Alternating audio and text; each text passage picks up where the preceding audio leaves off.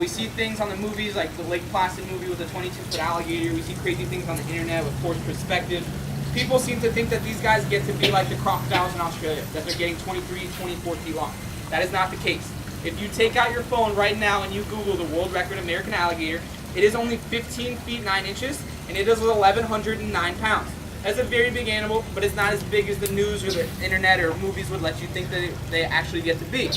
Now, cannibal being about 13 feet long, about 900 pounds, is kind of a big deal.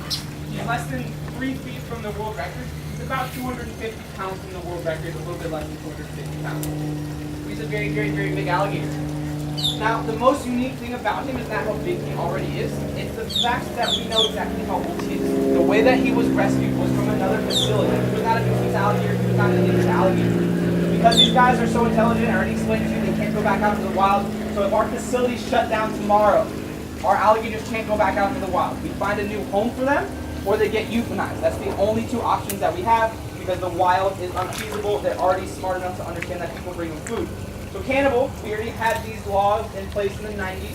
His facility shut down in the early 90s, so he's been here for a little over 20 years, about 23, 24 years.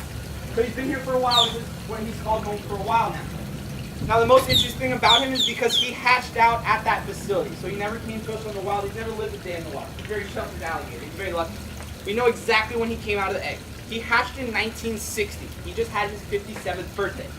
Now he's getting up there, especially when you consider a wild alligator being only 40 to 60 years in the wild.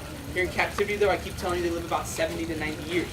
Because they never stop growing and because of how big he is already, he has every potential, fingers crossed, if there's nothing medically wrong with him that we already don't know about, if he doesn't blow away in some crazy hurricane, if he makes it into his 80s or 90s, which he entirely should, it's entirely possible, it's how long he's supposed to live, nothing crazy happens, you're looking at an animal that should be and is going to be the world record.